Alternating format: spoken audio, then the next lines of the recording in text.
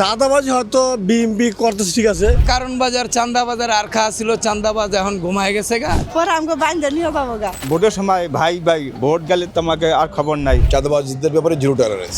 দর্শক, এই মুহূর্তে আমি যেখানে রয়েছি এটি ঢাকার একটি গুরুত্বপূর্ণ স্থান। এই স্থানটি ঢাকা 12 আসনের অন্তর্ভুক্ত, ঢাকার সব থেকে বড় পাইকারি এবং খুচরা মার্কেট। এটি কারওয়ান বাজার। এই কারওয়ান বাজারকে কেন্দ্র করে যেমন রয়েছে আলোচনা, ঠিক তেমনি রয়েছে নানা সমালোচনা। এখানকার মানুষের সমস্যাগুলোর মধ্যে একটি উল্লেখযোগ্য চাঁদাবাজি। কিছুদিন আগেও এমন একটি ঘটনা কিন্তু এখানে ঘটেছিল, যাকে কেন্দ্র করে পুরো বাংলাদেশের রাজনীতিতে এক আলোড়ন সৃষ্টি হয়েছিল। জানবো এই আসনের মানুষের সমস্যা এবং তাদের চাওয়া পাওয়াগুলো আমরা তুলে ধরব। আমরা আপনাদের সঙ্গে রয়েছি, আমি ফেরদাউস সাগর, এবং আমার সাথে থাকবে পুরো পর্ব জুড়ে আমার সহকর্মী সৈয়দ আমিনুল ইসলাম।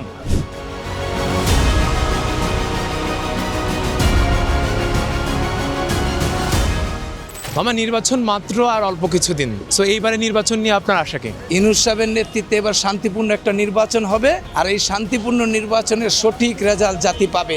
প্রবলেমটা কারণ বাজার চান্দা বাজার আর খা ছিল, চান্দাবাজ এখন ঘুমায় গেছে গা। চান্দাবাজ দৌড়াই দিছি, এখন ঘুমায় গেছে, চান্দাবাজ এখন নাই। চাঁদাবাজি হয়তো বিএমপি করতেছে, ঠিক আছে, হয়তো করবে না আমার মনে হয়। তারা করবে নিজের দায়িত্ব, উনি 4-5, ঠিক আছে, উনি যদি ক্ষমতা পায় সেটা করবে না। আমার আত্মবিশ্বাস, আর ওনার শক্ত দমন করতে হবে, ওনার বড় বাহিনী কি। আমাকে কিছুক্ষণ আগে একজন বলছিলেন যে হাতে হাত দেয়, কিন্তু পরবর্তীতে আমরা তাদের পা পর্যন্ত মাটিতে দেখি না। এটা কি আসলে কখনো ঘটেছে কিনা আপনাদের সাথে? না, এটা তো হয়, এটা তো মনে করে অস্বাভাবিক কিছু না, এটা হয়। যখন নির্বাচন আগে সবাই হাসে, আর এখানে হাত মিলে হ্যান্ডশিপ করে কথা বলে, সন্ত্রাসমূলক করবে, সন্ত্রাস থাকবে না, চাঁদাবাজি থাকবে না, সুন্দর মানুষ আসবে, দেখা গেছে নির্বাচন এটা হয় না। পরে আমাকে বাইন্দা নিয়ে যাবো গা। আপনাদেরকে কেন বেঁধে নিয়ে যাবে? আপনি তো জনগণ না, জনগণের ভোটে সরকার হয়। আমার কাছে আগেই ভালো ছিল, এখন সরকার নাই, তো কত কিছু শুরু হয়ে গেছে গা। সরকার আইলে কি করবে? সবাই তো চায়, ভালো লোক চায়। ভোটের সময় ভাই ভোট গেলে তোমাকে আর খবর নাই। আমি কারো বিশ্বাস করি না, জন্ম থেকে আমলি দেখছি, বিএমপি দেখে আইছি। এখন আমি চাই এইটা নতুন দল আসুক, এরা কি করতে চায়। আপনার আসনের খুব গুরুত্বপূর্ণ একটা পয়েন্ট হচ্ছে কারণ বাজার। এই কারণ বাজারে কিছুদিন আগেও একটা অনাকাঙ্ক্ষিত ঘটনা ঘটেছে, যেটা আমরা দেখেছি পুরো ন্যাশনাল ইস্যু হয়ে গেছে। সো এইগুলো আপনি কিভাবে মোকাবেলা করবেন? চাঁদাবাজিদের ব্যাপারে জিরো টলারেন্স। আমি ওই এলাকায় ব্যবসায়ীদের সাথে পরামর্শ করে চাঁদাবাজদের আমি একদম চিরতরে উৎখাত করবো ইনশাল্লাহ। আমার পেছনে যে ভবনটি দেখছেন এটি জাতীয় সংসদ ভবন। এটি ঢাকা 12 আসনের অন্তর্ভুক্ত। আপনার আমার ভোটে নির্বাচিত প্রতিনিধিরা আগামীর বাংলাদেশ গড়ার আইন প্রণয়ন করবেন এখান থেকেই। আপনি কি জানেন ঢাকা 12 আসনের মোট ভোটার কত? এই আসনে মোট ভোটার সংখ্যা রয়েছে 3,33,320 জন, যার মধ্যে নারী ভোটার সংখ্যা কিন্তু কম নয়। নারী ভোটার সংখ্যা রয়েছে 1,58,968 জন। অন্যদিকে পুরুষ ভোটার সংখ্যা 1,74,349 জন। এই আসনে তৃতীয় লিঙ্গের ভোটার রয়েছে মাত্র 3 জন।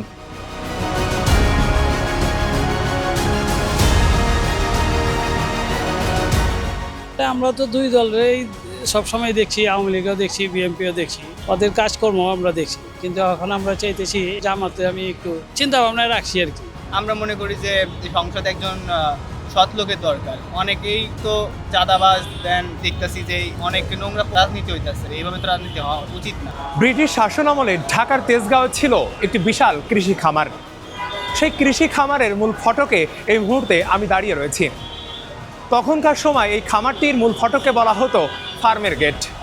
পরবর্তীতে সময়ের সাথে সাথে আজকে তা পরিণত হয়েছে ফার্ম গেট হিসেবে। ঢাকা 12 আসনের গুরুত্বপূর্ণ একটি স্থান এই ফার্মের গেট।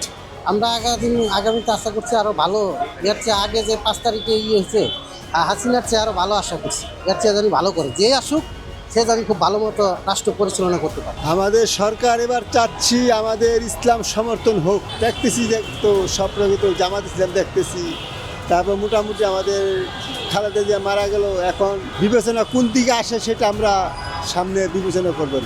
নির্বাচনের আগে অনেকেই বলে, কিন্তু নির্বাচনের পরে কি হবে এটা তো সঠিক বলা যাচ্ছে না। এখন নির্বাচনের পরে বোঝা যাবে যে এটা ফলপ্রসূ হচ্ছে। ঢাকা 12কে একটি গ্রিন ঢাকা 12তে পরিণত করবো ইনশাআল্লাহ। চাঁদাবাজ মুক্ত বাংলাদেশ পাই, দুর্নীতি মুক্ত বাংলাদেশ পাই, আধিপত্যবাদ বিরুদ্ধে বাংলাদেশ চাই। দর্শক, সারাদিন ব্যাপী আজ আমরা ঘুরেছি ঢাকা 12 আসনে। এই 12 আসন খুবই গুরুত্বপূর্ণ। এই আসনে ভোটারদের সাথে আমরা কথা বলেছি। ভোটাররা আমাদেরকে জানিয়েছে নানা সমস্যার কথা। সেই সমস্যাগুলোর মধ্যে উল্লেখযোগ্য যেগুলো রয়েছে তার মধ্যে মাদক, চাঁদাবাজি, কিশোর গ্যাং এবং গ্যাসের সমস্যা। এই সমস্যার সমাধানে আশ্বাস দিচ্ছে এখানকার যারা প্রার্থী রয়েছে তারা সকলেই। তবে এখানকার যারা ভোটার রয়েছে তারা কিন্তু কোনো আশ্বাসে বিশ্বাস করছে না। এবার তারা বলছে কোনো প্রতীকে নয়, ব্যক্তিকে দেখেই তারা এই আসনের প্রার্থীকে বেছে নেবেন। নির্বাচনকে ঘিরে সময়ের আলোর বিশেষ আয়োজন। ভোটের সময়ে সঙ্গে ছিলাম আমি সৈয়দ আমিনুল ইসলাম এবং আমার সহকর্মী ফেরদৌস সাগর। পুরো আয়োজন জুড়ে আমরা থাকবো আপনাদের সাথে, জানাবো বিভিন্ন আসনের বিভিন্ন ধরনের সমস্যা। চোখ রাখতে হবে সময়ের আলোর ফেসবুক পেজ এবং ইউটিউব চ্যানেলে।